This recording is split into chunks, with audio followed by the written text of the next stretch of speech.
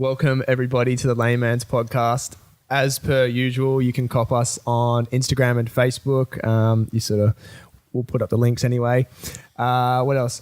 We're on iTunes and Spotify.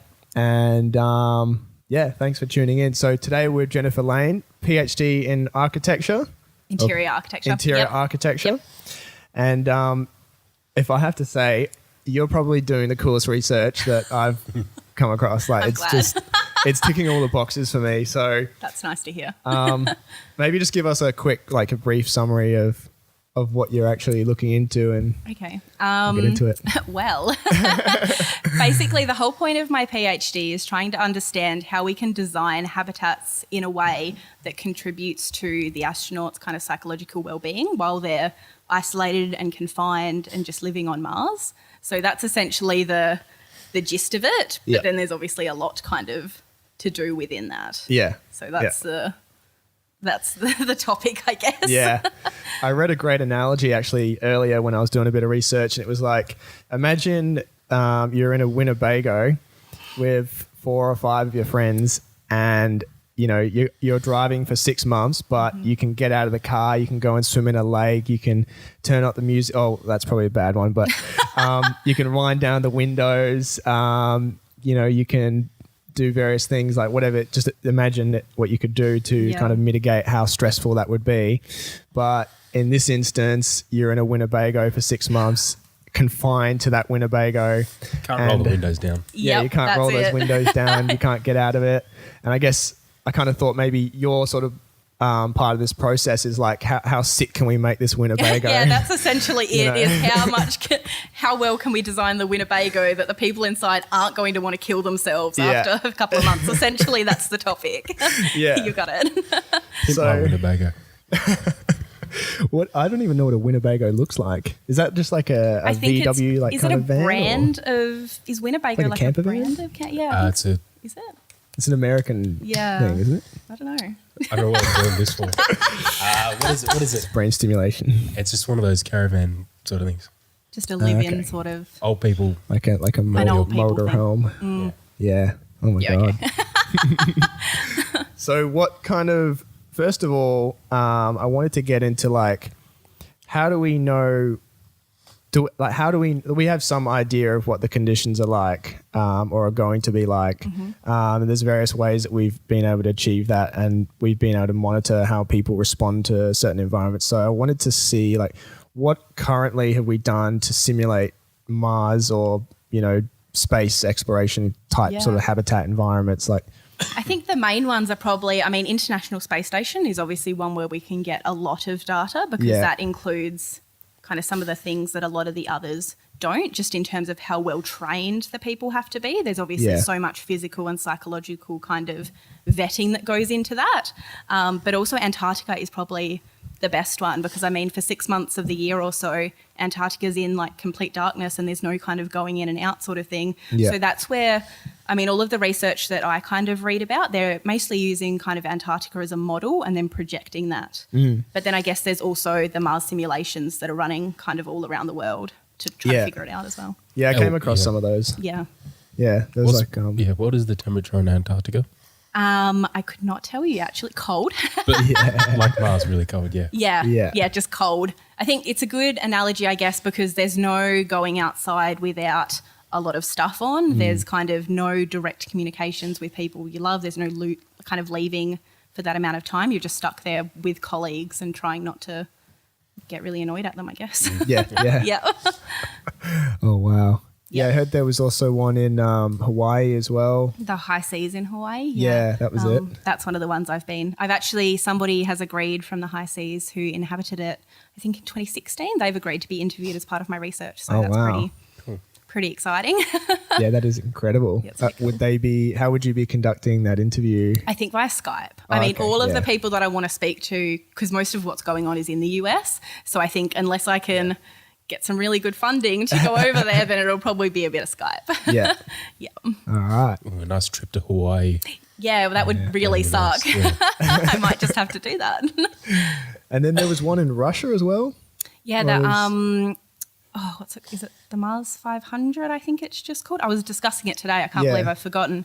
But yeah, that was another one where they've just trapped six men kind of in this closed system for, I think it was 500 days, and they were kind of heavily tested and everything. Like every day they had, I guess, things that they had to do to kind of test them, like they were the science experiments, I guess. And there's some really interesting data that's come out of that, just in terms of, because there was no windows or anything, like the circadian rhythms completely kind of screwed themselves up. Yeah, I think only 2 of them came out without any kind of like fairly major psychological kind of issues. And again, they were like heavily trained kind of science professionals. So Wow. it's pretty interesting. Oh yeah, circadian rhythm is so important. Yeah, that's to a the really health big of the one. human, yeah. I mean, Mars, because their days are only slightly longer, by like 37 minutes. I'm going to be embarrassed if I get that wrong. I think 37 minutes longer. Yeah. So it's not a huge difference, but you just think like over time, is that going to really screw up Yeah. kind of what they're, Yeah, could it compound maybe over? So, this is kind of a tangent, but is there much, like, when there's like these kind of disasters, like miners getting trapped underground and things like that? I wonder, and maybe this is a little bit sort of out of the ballpark, but I wonder if there's things like that we could come in and learn from those kind of incidents, even though they're obviously a relatively short time span. Yeah. I wonder if there's like principles, like underlying psychological principles that you can like take from that about how they might have coped, and then maybe you could apply that to some of the longer stuff. It's definitely related. Like I have mentioned that some of the research would be really applicable for like submarines is another one where you're kind of stuck, I guess, underwater. There's no sunlight or anything for a long period of time with colleagues. But also like remote oil rigs and stuff, like fly in, fly out workers. Like they're obviously quite isolated. There's not a lot for them to do depending on where they are, I guess. But it's a similar sort of environment and experience that they have to have. Yeah, definitely. You've experienced that, haven't you, before? Yeah, I did Oil that. Really? Yeah, I did that for about 2 and a bit years. And how was it? It was pretty cool. Yeah, Yeah, really? Yeah, it's definitely the kind of environment though where, I mean, for me personally, I'm pretty flexible with that kind of stuff, but the environment itself didn't really give me any bad feelings or anything like that. But I could imagine if I'd gone out there with any kind of like finished business or anything that was lingering from back home, then that environment could turn into quite a scary, you could see how it could place. screw you over a little bit, just psychologically it could. Because like a lot of the accommodation units, they're kind of, each level is very similar, and at some points you can just feel like disorientated, like you're in a maze, and you're pretty much just for long periods of time in a small area. It's a bit that's freaky. exactly what it. Yeah, it's interesting how it's all related, and people don't really think that kind of these situations that people are in pretty regularly. When living in Perth, we get a lot of fly in, fly out workers, so people don't really make that connection, I think, as much. But it's definitely kind of applicable, and some of the same stresses kind of happen in terms of the isolation and confinement, the monotony, kind of just every day living out the same sort of routine kind of really starts to get to people after a while. Yeah. The way that they sort of dealt with it out in these environments was really good though. They had like, I was fortunate enough to be away for a trip when they had mental health week. So there was all these activities going on pretty much throughout the entire week.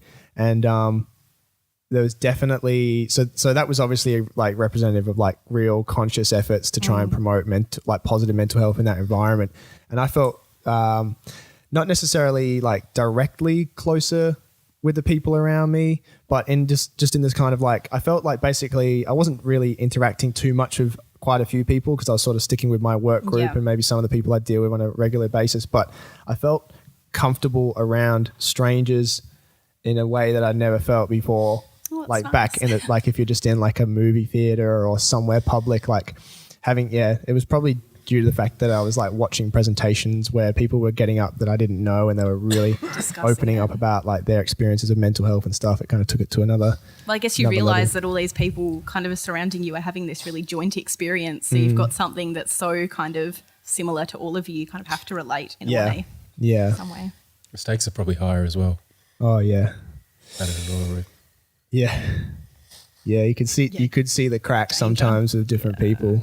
It was some people really couldn't handle it, as I don't know. No, I've known a lot of people who've worked kind of that sort of cycle, and they've had to take time off, or it's really kind of gotten to them after a while, because you're essentially I mean, in a lesser way than you would be if you were moving to Mars, but you are kind of leaving things kind of behind to go up there for a couple of weeks, like a month or something, and it's kind of just like this chunk of your life that's you're not living your life, I guess. It's very very far removed. Like the longest we ever did was like maybe 21 days, which is, I don't want to sound like a hero, but that's a long offshore no, that's trip, a long time. But there are definitely some swings that I've heard of that are much longer than that. But yeah, 21 days, and it's just like 12 hours of work every day. No weekends, no nothing. It's just by the end of it, you're like a shell of the human you once were. I guess much larger scale when you're going, it's taking like 7 months to get to Mars or something, and then you're stuck there for a couple of years or forever, and it's just, that is your life now. Yeah. That's insane to me. How do they manage, so if you were going to Mars 6-7 months to travel there, how do they, this is probably a stupid question, but how do they manage their circadian rhythm? Do they try and keep it similar from in that sort of period of transit to when they get to the I guess planet? it's similar to the International Space Station, where it's more because they experience, I think it's like 12 or something, sunrises and sunsets, just because they're constantly obviously floating around. I think they do just stick to kind of times and using like Earth time but it's interesting to think about how that would work when you're on a planet where the time isn't kind of the same, or the days work differently.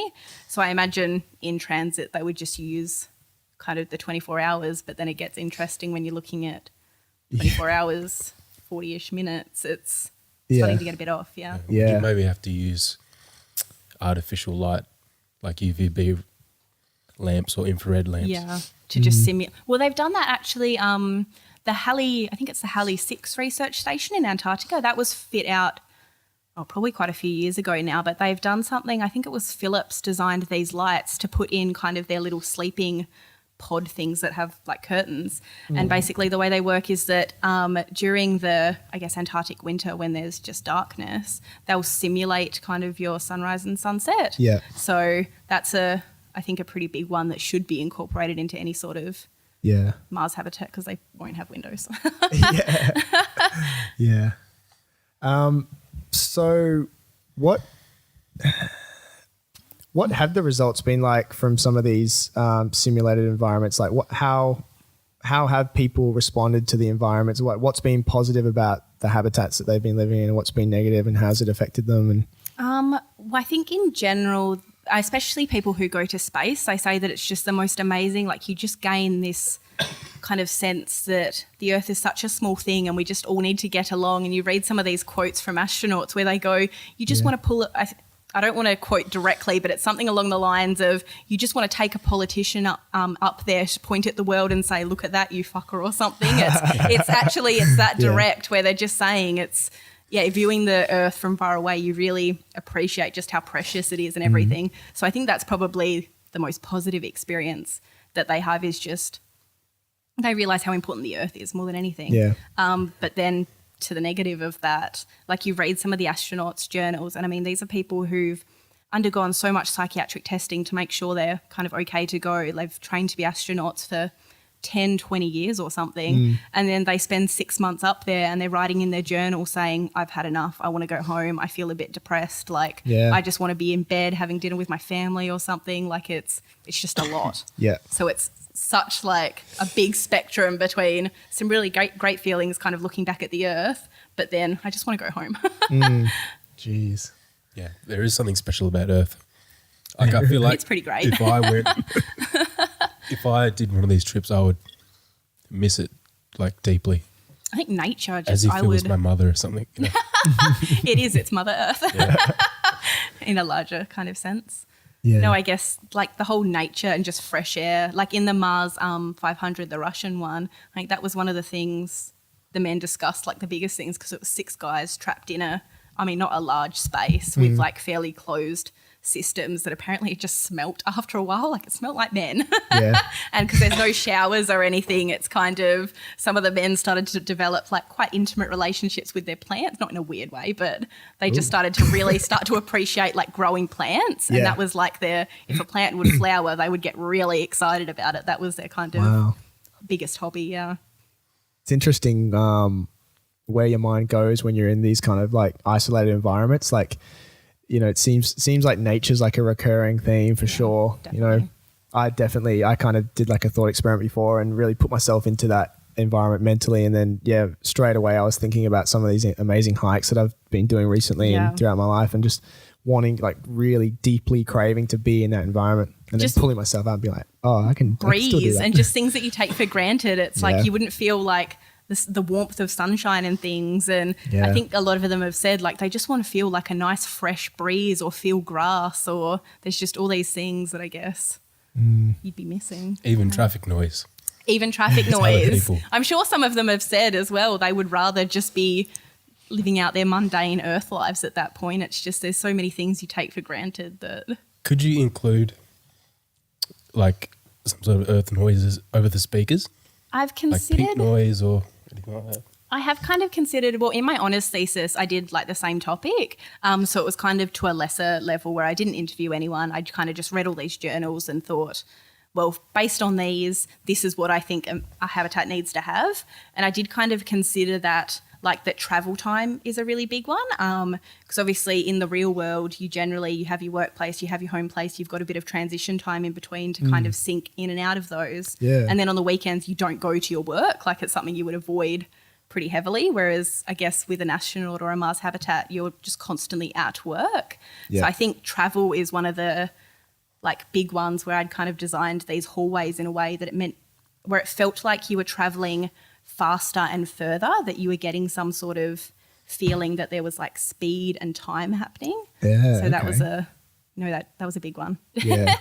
I'm going to step out for a second. Yeah. That's fine. Go and breathe some of that nice earth air. There's no drama. I just got hay fever. So, practically speaking, how did you kind of design these hallways or look into designing them to create that effect? Like what was the... Well, unfortunately, I didn't have like a lot of time to do it. I probably did a lot more reading than I should have and less time designing. But it was essentially using...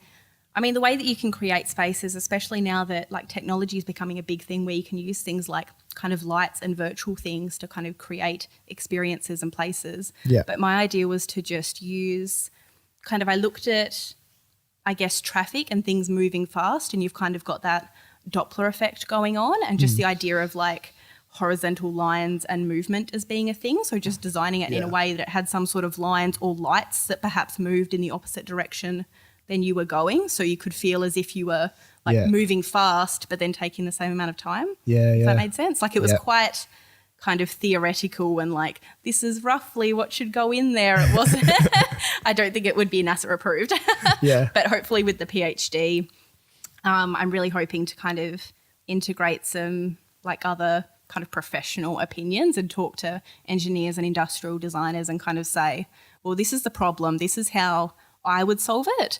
Like, how do I get that in a way that it's actually realistic to put in a Mars habitat? Yeah. Because that's the big thing, I guess, is cost and weight are such a sense. Like to Mars, it's all well and good for me to design this beautiful habitat, but then not very realistic. That's it. Yeah, I came across in my reading like even like what kind of physical structure the habitats would take on was very much about how much weight it was going to. Yeah. I know it seemed like there was a lot of talk about whether they could use like some kind of inflatable structures and things like that. They said that it wouldn't be that hard to pressurize. I think the atmospheric pressure there is like 6 to somewhere between 6 and 1 millibar or something like that. Yeah, okay. Like 1% of the Earth's. Yeah, it's 1% of the Earth. Yeah. So yeah, inflatables, like that's quite interesting. Like I actually love inflatable furniture. I've just been teaching about like the 60s and the inflatable furniture stuff, and I kind of go into, well, this could actually be used for Mars. Like this is science, basically. But no, I think inflatables is a kind of interesting one, I guess, in that obviously as far as compacting something goes, inflating it is the easiest way to just make something big without having to lug all of these heavy materials. But then I've also seen, I think it was part of the 2016 NASA like competition to design a habitat. One of the companies came up with some 3D ice printed kind of thing. Because I guess now we know that there's like ice and water on Mars. Like, how can we utilize that in the design of a habitat? So there's some pretty interesting like concepts and ideas coming out. Yeah. So where are people leaning towards in the sort of debate about whether it be like a surface habitat or something that's like you excavate and then place it underground? Like, it's so interesting because it changes constantly. Like, I think when I'd done my honours thesis, nobody was really talking about underground habitats. So I designed this kind of elaborate on-surface habitat and spent so much time and effort making sure it was like realistic, I guess. Yeah. And now, like 1 year into the PhD, it's kind of, oh no, it's going to be underground. So people are thinking, oh no, it's just going to be this long kind of habitat thing. I'm like, oh, well, okay, I'll just redesign, I guess. So it's still, I think that's what's really exciting about the topic, is that nobody knows what's going to, and I'm constantly like having to keep up with the new knowledge, just even in terms of timelines. Like, when I first started kind of researching this, I think Mars 1 had originally said like the early 2020s they were going to start sending people to Mars, and now they've like pushed it back 10 years. So it's just like this topic where everything I learn and I talk about and I write, it just changes in a few months. So I think that's, I mean, it's both annoying but also really interesting. Yeah, that's it. Oh, completely. Every day just feels like a new day. I guess you just sort of open your browser or something and see like, oh my God, like what are we talking about now? Like, that's why I have to follow like every single kind of NASA, just any sort of everything to see, okay, well, what's the newest, and to integrate it into my social media. Just so I'm constantly checking what's the newest kind of developments. So from a safety standpoint, whatever it is, it's going to be like modular as well, in case there's some kind of issues with a certain part of it, where they're not going to lose the entire thing or anything like that. That was how I designed my honours thesis one, because I think that's, I mean, it makes sense, the most amount of sense. And I think that's kind of where we're going towards. Also because that's really easy to expand upon as well. If you're creating lots of modules, that's easy to connect together. But yeah, definitely in terms of safety, if something was to get punctured or just something was to happen, then you need to be able to live somewhere. Definitely. I was wondering, I don't know if this is silly as well, but what's the danger of meteorites? Because obviously with Mars not having an atmosphere, it's a different sort of story to how we experience things here. But like, you know, we actually had a guy on the podcast who spent some time working at Pawsey supercomputing, and he was trying to, what was he doing now? I should know this. Sure. They were basically designing, I think, like some kind of algorithm that could observe like photographs of the surface of Mars and count meteorite impacts. He said it was just like peppered, but because of the lack of atmosphere, it was just constant. So I was showing photos of just like Mars in general, because a lot of my students had never really like looked at it in kind of detail. And one of them kind of said like, what's all the like holy things on it? And I said, well, the holy things. The holy things on it. Because there is no atmosphere, I guess, constant. But I guess if you think about like on Mars, those have happened over so many years. I think it would be, I mean, I haven't done any research into it, but I would assume it would be fairly low. I would hope for their sake. But no, I mean, I guess that's the same with like the International Space Station though, I guess. Like if something kind of was to hit them at the speed they're going, it's not going to stop it. It's going to go through. I was contemplating that earlier actually. Like I'm vaguely aware of some website that's like a register of all the satellites and like everything that's in orbit. And like I've seen like graphics of the Earth with like a representation of how much many stuff is around. And like the fact that they're up there and not having any issues, to me, I mean, they're obviously on like one particular orbit, but they must have a really good record of what's up there. Like it couldn't be anything. I have no idea how that works, because I'm the same, where I've looked at like the amount of like space junk and stuff up there, and I mean, it's, how many satellites are there? Like 1,800 or something. I mean, it's a lot to, so you kind of wonder, how are there not more issues happening up there? And I guess every now and then you do hear about one that's kind of smashed into another one, and but, you know, it's a bit of a worry. It is, because really? Like if they, I think I'm pretty sure I've seen this website where they've got a register of like everything, but it's like, what if, you know, all it takes is like some kind of like loose screw or something, or if there is a crash, like how do you keep a track of all the debris that's bits. just now just like chilling out there, floating around, hanging out. You know, blows my mind some of the, I think that's another thing I love about this topic, that every now and then I'll read something and I'll just think, I don't understand that. I'm never going to understand that. And I think that's, I mean, just the whole, to take it back to basics, just that the universe is infinite. And every time I try to think about that, I think, no, my little brain just does not, cannot compute that one. You know, I think I enjoy that, but no matter how much I know about the topic, there's just always going to be these things where I'm checking out of that one. I don't get it. So that kind of ties back into what we were saying sort of before the podcast about like lifelong learning. I guess it's like in your position, you're always confronting new information and it's always changing and things like that. So do you think that's probably something that gives you a lot of satisfaction about what you do? And I think so, that it's both stressful that I could be saying something during a lecture or even now that's now wrong information, and that has happened before where somebody's pulled me up and gone, oh, well, actually, this is the new thing that they're thinking. But also, I find that really exciting that there's constantly all these new developments being made and we don't really know, like nobody really knows what the actual habitats are going to be like or how people are going to kind of experience it. And part of that is just really interesting to me as well, that it's a bit of a, like it's a really new topic, I guess. Yeah. Wild. It's incredible. The Mars One mission, that's like it's the Dutch that are doing that. Is it? I should know this. My my PhD mentor, he's actually one of the top 100 like finalists for the Mars One mission. Yeah, okay. So I feel like I should know that. But is that Josh Richards? Yeah. Yeah, I read about him. He came up in a Curtin article. He sounds like a pretty cool dude. No, he's an interesting one, that one. Yeah. No, he's lovely.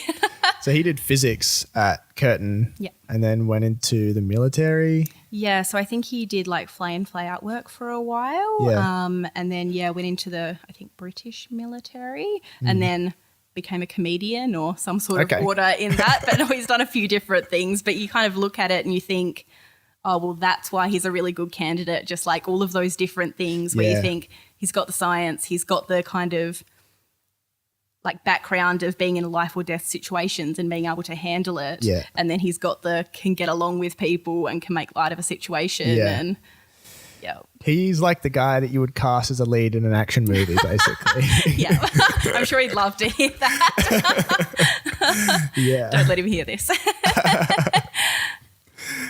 Is he based in Perth or does he sort of move around a fair bit? Or so he's based in Perth and he just travels a lot. So he's away at the moment, but back in a few days, I think. So.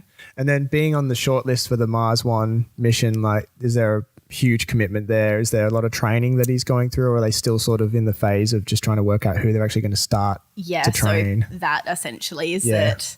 I'm not totally sure what's happening at the moment, but hopefully I think within the next few months or within the next 6 months or sort of thing, they're going to find out kind of the top maybe 24-ish. I mean, I'm probably wrong and Josh is going to tell me off for that. But after that, basically, I think it gets quite full on. But for now, it's kind of, I think most of the people, because there are a few Australian people especially who are just kind of traveling and telling everyone about Mars and getting people excited. And I guess that's what he does as well, that he does do a lot of presentations for schools and things just to tell them, isn't this cool? Like, get excited about it. It's a thing. Yeah. I always hear a lot, like I'm absolutely over the moon about these kind of endeavors. And like, I think, I have these great like fantasies of us becoming like a spacefaring civilization and, it goes on and on. And like, enter like Star Trek and all those kind of things. And Stargate is actually the one that I'm all about. Oh. I can't. It's so good. I can't. It's got everything that I like. So, but there's always that kind of counter argument about like, why should we spend money here and not, back on Earth where there's these problems and people are going hungry and stuff like that. But I mean, I think I actually read an article about Josh that, he actually made a few comparisons about how much we spend on beer and how much our military budgets are. Yep. And I think I was there for that interview because that was the one I was interviewed directly after him. Yeah. But and I think he went into the fact that like NASA, for example, so many of the things that we use day to day were invented kind of all come from NASA technologies. Yeah. Like even just simple things like the biro, I don't think we would have if... That's right, yeah. Yeah, just little things that you don't think that NASA's like had a lot to do with kind of inventing. And I think like one of the things that there is an Australian woman, I've forgotten her name, damn. But she's, I think, doing her PhD looking at kind of like food production and how that's going to kind of work on Mars and like more sustainable food production. Yeah. So, I mean, obviously, even though she's looking kind of at Mars and space and everything, that has pretty big implications for the whole of world, I guess, as well. Yeah. So you just kind of have to push it a little bit further and say, well, even though you're only looking at Mars, it's got kind of bigger implications as well. Absolutely, yeah. I think people get sort of, they don't see that side of it, and it's something. It's not their fault as well. It's it's just about communicating that to people. But exactly. The biro, that's like that's like the most simplistic example of how every day you pick up like a graphite pencil and you're not even no one would think, oh, this is the solution to this can ride in space. Crazy. We can't get a ballpoint pen to work in zero gravity, so there we go. What did I miss? So much. I'm melting down from the inside. Oh no. Oh God. Oh man. What did you miss? Yeah, we covered a lot of stuff there. That was good. I could hear a lot of laughing. Yeah. From outside there, and I was like, oh man. That's because we're hilarious. We were just rolling out punchlines. Yeah. One after the other. Repeat them. You'll just have to listen to it after. Oh yeah, I can do Just that. have to Crazy. check out the podcast. Hey, podcasting could be such a great way to keep these astronauts sane as well, Yeah. Yeah, that's what we're going to do. We're going to make a space podcast specifically for astronauts. It's That would gonna be tailored interesting to listen to as well. Yeah. I think there's this there is a podcast, I think it's called the Habitat Podcast. Oh, yeah. But it's based on the high seas simulation in Hawaii. And there was like a journalist who was involved and kind of spoke to people in there while they were going through it. And I can't remember if that's like a several part thing, but that's a really interesting one if you kind of want to get an idea for what it's like being in. Because, I mean, you think about you lock 6 people kind of in a closed environment and they're adults. So, like, relationships start to form and just all of these things that you wouldn't think about. Yeah. Like, I mean, there's obviously all these ethical dilemmas about, like, having children and everything on Mars, but then just going back to the kind of, well, what if 2 people start liking each other and, like, there could be blow-ups there. And I think that podcast is interesting because it starts to go into some of that, thinking about some of those things about just human things, I guess. I remember listening to a TED Talk on that project, and someone took a 20-minute shower and used up 3 weeks of water doing that. Oh, wow. I'm guessing they weren't very well liked after that. Yeah. Oh, yeah, what a huge mistake. Yeah, no, that's... You just can't take Earth luxuries up into space, really, can you? It's a baby wipe shower. Yeah, they said the shower was quite unappealing, so that helped save water. Yeah. Jeez. It basically has to in like a bucket or something. Yeah, I think they are just buckets. Wow. Yeah. Doesn't sound great. That's another problem, the gravity problem. So what's Mars is 1.3 times Earth gravity. 0.3. 0.3. Sorry, it's a third. Yeah, that's right. The other way. Yeah. Yeah, no. Yep. But yeah, that was why I think one of the papers that I read looked at like the potential for Venus to be the Mars. Yep. But yeah, it was a bit of a no-go. I mean, I think it was like 250 degrees Celsius. So yeah, well, I think because I've looked into kind of some of the Venus like habitat concepts that they've come up with, and they're all kind of these cloud cities where you just have to float above the surface because everything's going to melt down there and it's not great. But oh my God. Yeah, that's another interesting one. And same with like moon bases, like people are starting to design kind of these moon bases where that'll be our first kind of step towards, going towards Mars. Yeah. I guess. Like just as a experiment, or like it would be practical? I don't know if it's base. both. I think experiment is probably the biggest one, is that it's much easier to bring somebody back if they're really struggling or something. But probably in terms of, no, I couldn't tell you. Yeah. Oh boy. Space. So what really got you into space? Was it where did that start? Embarrassing. yeah. So, do you guys? I don't know how old you guys are. 24. Okay. Doesn't matter. I'm about to die soon. Okay. Anyway. The show on ABC called Silver Sun. You're not familiar with? I used to watch this like every day when I came home from school. It's really lame, but it's essentially they send all of these, it's mostly children into space because it's going to take however long to get there. So they're assuming that by the time that they get there, like the children are going to be of a good age. But then everyone else is, I guess, like frozen away in some sort of thing. But that was the first thing I think where I started to think that would be really cool. All your friends like traveling through space. And then that kind of just grew as I got older. And then one day I was watching YouTube videos and it was like Chris Hadfield videos like using the toilet in space and brushing your teeth in space and all those sort of things. Yeah. And I think I stayed up probably all night just watching those thinking, nah, I want to get in on that. That's awesome. It's very cool. That's the biggest thing about like science communication and maybe pop culture in general is like I always feel like the most important thing that it serves for is, and like maybe just like the film industry as well when it's related to science fiction and things like that, is it's like casting out this massive net with like kind of putting it into like layman's understandings as well for the broad public, and then that can sort of capture people's interests, and then from that you have like that's more of a superficial layer, and then it sort of goes a bit deeper where people can be like, well, I was interested, like for me Interstellar was like a big sort of like what's it called? Like it facilitated my interest. Catalyst? Yeah, catalyst.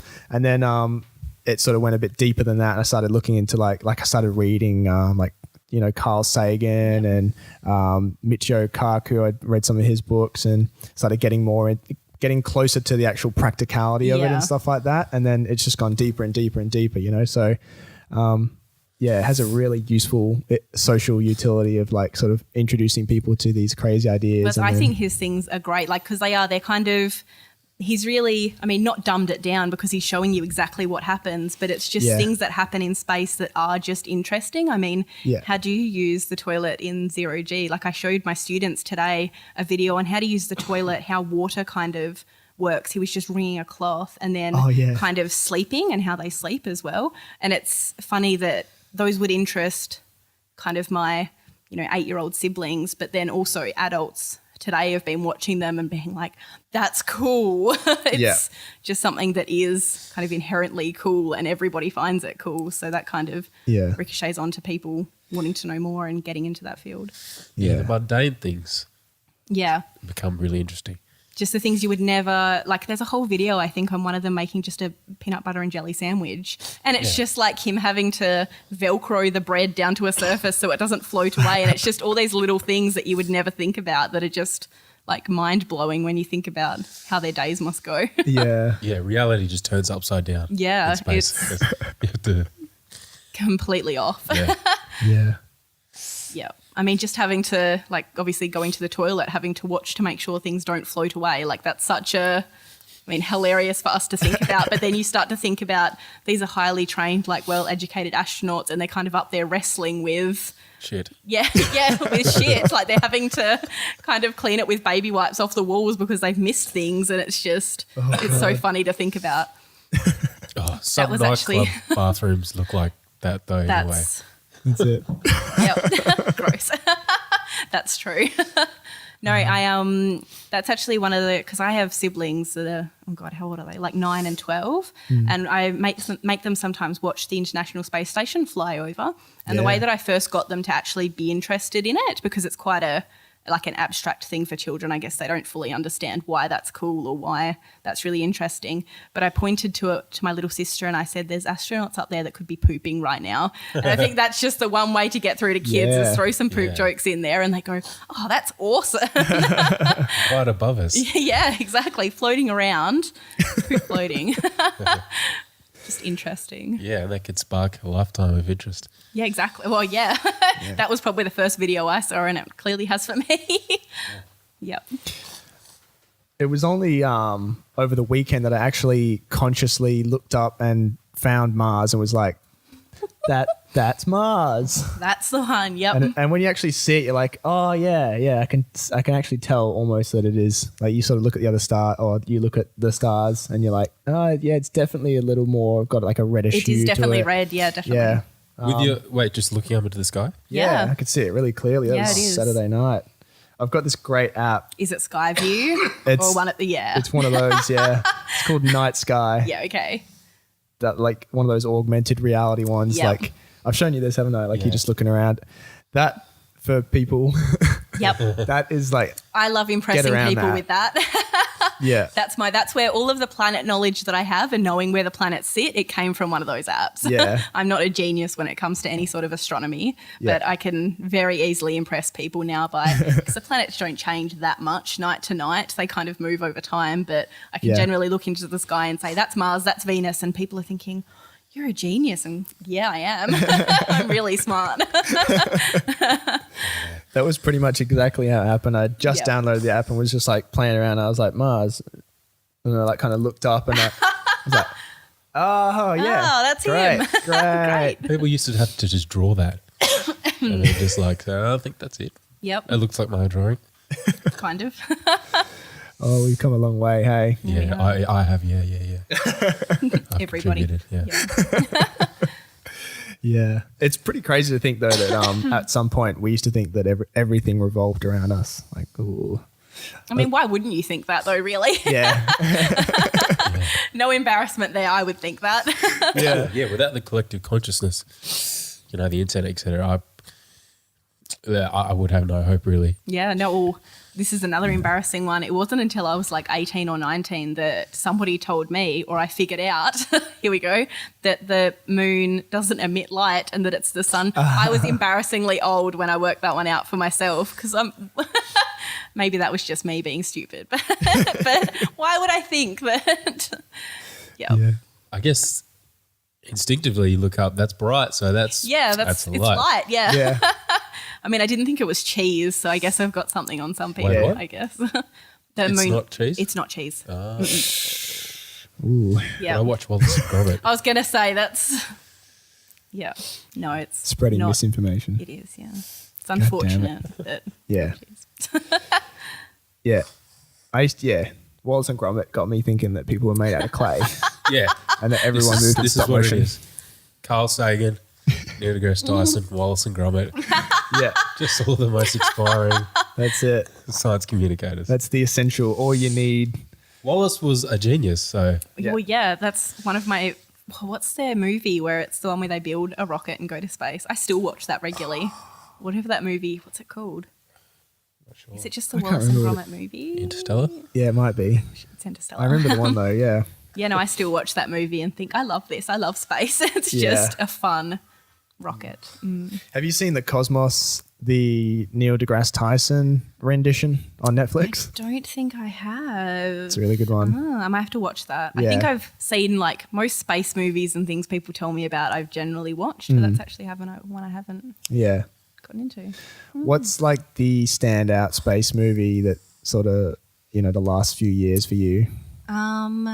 In terms of like being realistic, I think I love Gravity. Gravity is just an amazingly shot, just beautiful movie that's just, I mean, obviously pretty real to life. The biggest thing in that is that's, I guess, not real is that when Sandra Bullock takes off her spacesuit from her spacewalk that she's not wearing a big nappy. Yeah. And so many astronauts have come out and said, nope, it's not that sexy. You're wearing a nappy under that. Like it's not like that at all. But in terms of being like realistic and making you feel as if you're in it, I think Gravity is.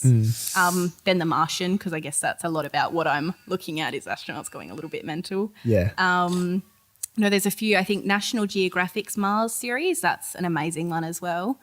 I have to write that down. Yeah, no, watch that one. I think it's a 6-part series, but it's got kind of like the fact and fiction where you've got the storyline going in the background of humans going to Mars. Yeah. And then you've also got like Elon Musk and all of these kind of Buzz Aldrin and everything coming over and telling you what they think about the trip to Mars. It's a really interesting. Yeah. It's a great one. Elon Musk, he's a character. Shouldn't have brought him up. Yeah. Yeah. You can't bring him up around the podcast, guys. We'll just jump on it. He smoked weed. He smoked weed on a podcast. I loved that podcast watching him. I think that was cool. I felt sorry for him. I think by the end because you just think he looks so bored. Like he's surrounded by all these stupid humans, and he's just telling people these really amazing things. Kind of like, oh yeah, it's just something I do day to day. When everybody else is going, oh Elon, that's amazing, and he's kind of like, yeah. I think he needs a holiday. Yeah. A break from one of those projects. Yeah, no, exactly. I think it was a pretty sad outcome because obviously the podcast got a huge amount of publicity. Yeah. And so you sort of had a lot of people that maybe don't regularly watch it and understand the kind of vibe about it or whatever it was. But you had this guy come on and talk about it, these incredible things that he's doing, and he's achieving more than most people would in 100 iterations of their lifetime. He's amazing. And like the only thing that the popular media could take away from it was like, they smoked weed. There was weed. Tesla's oh no. stock price went down. That was. What? I was pretty disappointed by that people can't just look past that, I guess, and take that the podcast was just really interesting. Kind of a little insight into his mind, really. That it's that thing again of like if you take a politician up into space, like you just want to. People are stuck in their little games, their little the stories they tell themselves. Just don't know it's weed. You didn't inhale, but it's still bad.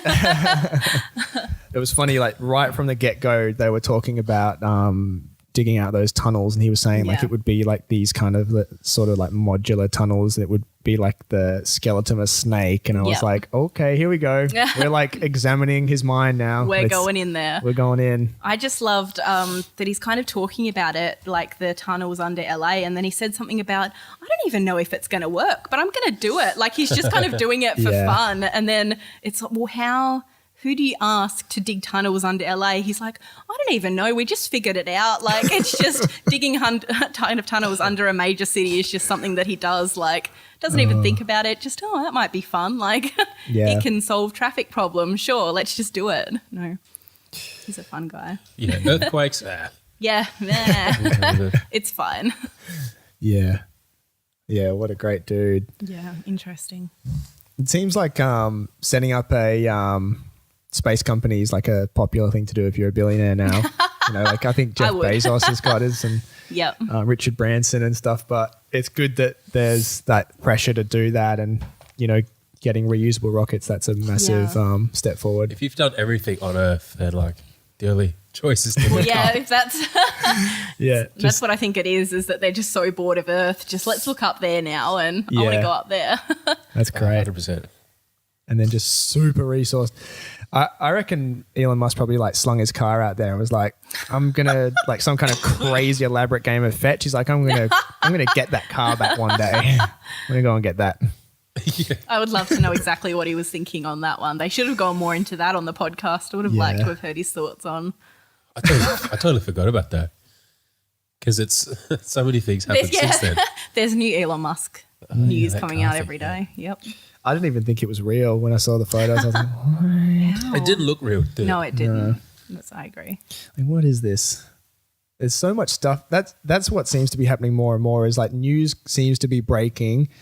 And I'm constantly like, this isn't real. Like we're descending into chaos with just the crazy things that are happening. Yeah, I have we are to check in the future. myself. Yeah. Just all these things happening how is that happening, or how is that? I always have to check my news feed because I follow kind of a lot of like The Onion, The Batuta Advocate sort of thing. So I have to like double read them and go, okay, who's posted that? Is that a real story, or is that but some of the ones that you wouldn't even expect, like, oh, real, oh my God, that's real. We're doing that. Okay, that's humanity now. Is that a thing?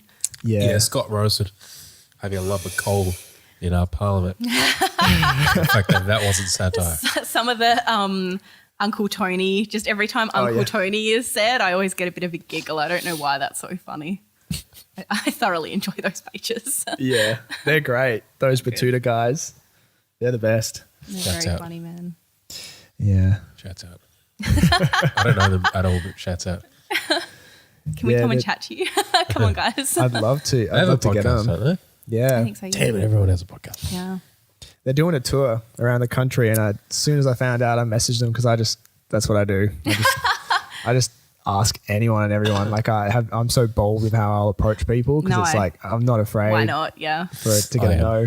I'm afraid. Really? That's one of the things my supervisor said, that I'm really good at just maybe embarrassing myself, but maybe just putting myself out there in terms of just, I don't really care who I message to kind of get in touch with me. I'll just email anyone. And if somebody replies, then awesome. And I've got a new person to kind of talk to. But one of the things I do that is probably a little bit, embarrassing, on the NASA like Facebook and Instagram page, there's been a few board times of mine where I've gone onto that and I've seen that people have asked questions. So I've gone through and answered them. Yeah. And then NASA have replied to a couple kind of saying, oh, good answer, Jennifer. I'm like, yes, putting that on my resume. That's cool. Yes. Take a screenshot. Yeah, I've got screenshots of all of them. Oh, cool. That's great. That's a very proud moment. Maybe I should start doing that. You should. It's If they fun. reply, that's a really incorrect answer, dude.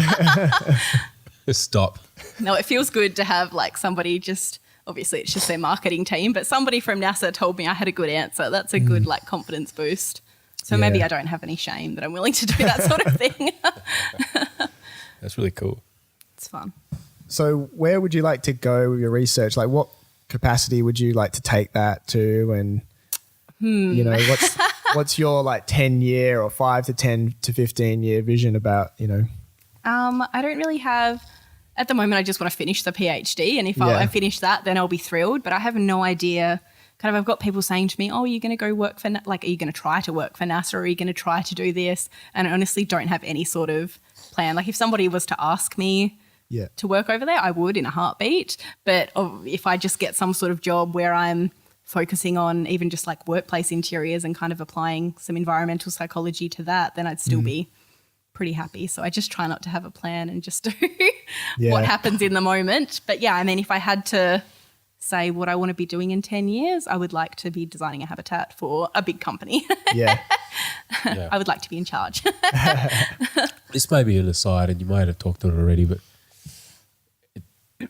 is it important to you to sort of integrate nature into human habitat? Yeah. Sort of blend the artificial with the natural? I think like one of the biggest things that I kind of realized from doing my honours thesis, like I just kept going down so many research holes where you just start reading about something and then you just fall down all of these different paths. So I had a really hard time kind of keeping on track. But one of the biggest things I was kind of really interested in was the whole ecological psychology and just how obviously we've evolved to be surrounded by certain things. Green. Yeah, with just green, leaves, air, just all of these things. So it kind of goes back to like, evolutionary psychology, and then looking at those principles and thinking, well, how do we design this kind of completely like designed as opposed to natural environment in a way that it kind of mimics some of those like first principles of what it really means to be kind of human, I guess. Just some of the evolutionary psychology stuff I've really gotten into and is just fascinating to think about, that all of our kind of everything we think and do, it obviously has its roots in some sort of kind of place, and you can like trace most of that back as well to see why humans are the way they are. So that's another research hole I've gone down. 100%.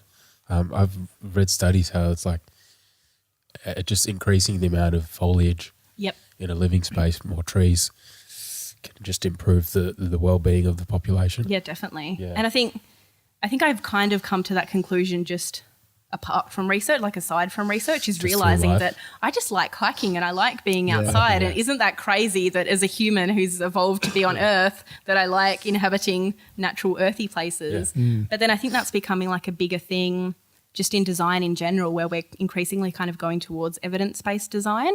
So now when kind of offices or hospitals are being designed, people are really starting to consider, well, what do people not just want and what looks good, but what is actually going to help them kind of focus and stay kind of on track and sane and happy. And so I think like humanity has finally realised that we need Earth, we need these things. Like we're really going back to those principles. This is my 2 cents. I reckon we use too much artificial light. Me too. Too many fluorescent lights. I would agree with you. Flickering, too bright. Yep. Don't like it. Wasn't it? I read recently something about, was it fluorescence or LEDs just in some way that they're like completely screwing with our eyesight and our brains or something. It was just like this terrifying thing about a certain type of light and just how it's, and now obviously all the stuff's coming out about like blue light and how bad that is kind of for us. So you can buy like the glasses that get rid of that, and then the new phones and laptops. Stuff like that, Yeah, just kind of. Yeah, damages mitochondrial DNA. Yeah, it just completely, it's so interesting that these kind of little things just go right back to like really affect us both psychologically and like physiologically as well. I think I remember reading something about like how these lights like flicker. Yep, but we really. can't perceive it. Maybe that's what it was. Yeah, and it's just completely unnatural to have. Because the sun is obviously always just like there. And the light of the moon as well. Yeah, the light of the moon doesn't flicker. Yeah, no, maybe that was what it was, is that the flickering of the light like kind of screws with us a little bit, because it's like we can't pick it up when we're looking at it, but obviously our kind of brains can somehow. Yeah. Terrifying. Oh my God. You need more plants in here, guys. Yeah. Oh, we normally put like a nice little one, like a frangipani there. Every time put the frangipani. The frangipani. It's great because the green in the background comes up splendid. Splendid. Perfect. Oh, well, we'll like Photoshop it in. Okay, do Yeah. After Effects. I mean. Yeah, I feel like we got hit pretty hard with a few revolutions, the agricultural movement, industrialization, and then I feel like all the excitement of it maybe took us by surprise, and we found ourselves quite detached from some very simple principles that were like pretty much essential to our existence. So what's that whole mental health crisis, I guess, that we're going through, and people are just forgetting the basics of kind of spend a lot of time outdoors, like the sun, exercise are just things that help kind of immensely that we just don't do now because everything's inside and technology is kind of surrounding us, which is so just unnatural and oh God, not great. Yeah. And then things like VR is going to, really come along, and we're going to be like screw things up. Matrix. Yeah. Yep. Oh, the Matrix. Give us 100 years. They called it. Yeah, I can't believe how I fully believe that that's going to be a thing at some point. I'm down that path. Terrence McKenna called it before, the Matrix. Yeah, he was really onto it. He said iPhone 20 years ago. That's weird. Yeah. Crazy. It was more like iPhone, but Still, same thing.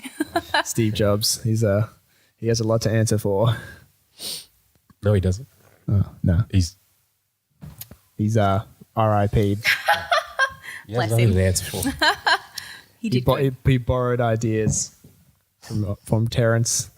That guy was just listening to a few of the lectures that you've shown me. He had some pretty crazy ideas, but they were like really they're just like so relevant now. Like if you heard it at the time, it would have made less sense, I feel, but now it's you look back and in the context of the present day, it's like, oh, okay. Get that with a few people. I see that. Yeah, no, that. Well, even The Simpsons with the whole Trump presidency and everything, you think, how? I mean, I guess if you do enough things, you've got to get something right. But there's a lot of those where somebody predicted the future. The Matrix, I'm down with. Yeah. Oh, yeah. Doing okay? Yeah, I'm good. I can breathe a lot better now. Good. Yeah, I think I'm quite impressed with how I've pushed through. You've done well. Because I thought I wouldn't even be in here for a minute. I was like, damn, Will's going to have to just carry this. The whole thing. Yeah, it's turned out all right. Like the weather calmed right down. Yeah. Thankfully. That was wild. It came out of nowhere. It's so hot today before that. And then just boom. Just devastation. A lot of rain. Devastation. There was a lot of ambulances and police kind of sirens and things going off on the way here. I don't know if that was kind of rain related or that's just more Mount than Lawley. usual. Yeah, okay. I try not to venture up this way. Yeah, it's the Wild West out here. It's insane. It is a mountain. It's all it's all the coffee shops, man. It brings in just the absolute dregs of society. people's hearts get beating and they just go a bit Yeah. mad. Yeah, that's the thing about coffee. Hey, I'll drink it being tired and being like, this will get me right into the zone. And then it's like that whole, your heart rate goes up, but you're just pretty much still exhausted. It's like, what's that meme? And it's like before coffee and you're just tired. And then after it's like tired with a really fast heart rate, but like stressed and anxious as well. It's with the skeleton in the chair. Is it that one? Yeah, that's I feel the like one there I'm might be thinking a of. couple. It's a really but abstract thing to try and describe. Trying to describe a meme. Oh yeah, that's You know that one? that blurry skeleton in the wheelchair. Oh, Yeah, that one. It's true. yeah. Well, I used to think like it's a straight stimulant, but it doesn't really quite work like that. I think it just increases the uptake of stored glycogen and stuff, just for I don't know energy. how And like something to do with blood flow. Yeah, probably that. Yeah. Yeah. So if you're tired and like haven't eaten anything anyway, you're like not gonna get any benefit. It's just going to make you sick. Yeah. Especially a dare ice coffee. Oh, don't even get me started. Don't. Yeah. We like to get stuck into that. The $5 meal deal you get no. down at the servo. A pie and a dare ice coffee. You know, you're being recorded. You shouldn't admit all this. Man. Yeah. The Dare Ice Coffee is just a sophisticated coping mechanism. That's what I've decided it is. It's You just, said you had an iced coffee before you came here. That wasn't a dare, right? No, was a real one. because I'm going to be one of those people. I'm vegan, so it was like an almond milk version, but Oh, I love a them. little bit less tacky Yeah. than the Dare ones. More expensive, smaller. Yep. No, I fuck with almond milk. yeah. Love almond milk. Is that Almond the milk's coolest good. thing I've ever said? I fuck with almond milk. Yeah. What about the other nut milks? Are you? Nut milks? Yep, nut milk. I haven't really ventured Not past really. almonds. Yeah, okay. Yeah, just almonds. Yeah. Just like to Delicious. milk almonds. I had for dinner last night. I made like bolognese, but with nut meat. So I mean, that was the first joke of the night is that I had a can of nut meat, and that it says it pretty big on the can. Yeah. But I think that was like peanuts mostly, but nut stuff. Wait, the nut meat is the noodles part? No, of it? it's just Or like that's it's just like the- fake kind of mince. And Okay, by the that's the time it's mince kind of part. mixed into like sauce and everything, it kind of looks like mince. Doesn't taste like it. Right.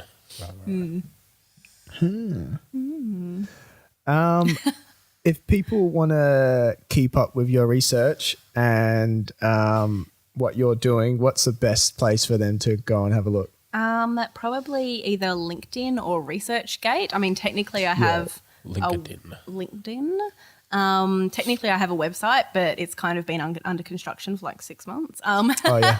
So maybe, okay, I'm going to say it and now I have to do the website. So you go. jenniferlane.space is the website.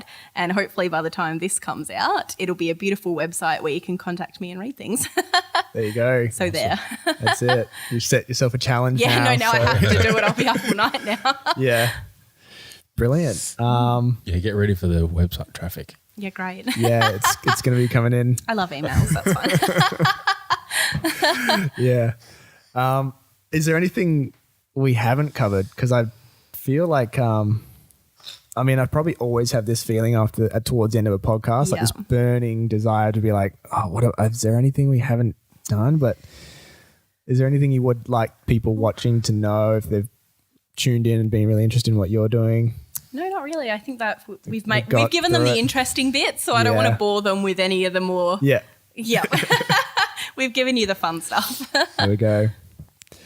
All right. Thank you very much for coming in. This is awesome. I was super excited about this, and it's been, as exactly how I hoped it would. So, Oh, good. yeah, thank you so much for coming in. Thank you, guys. Great. Thank you.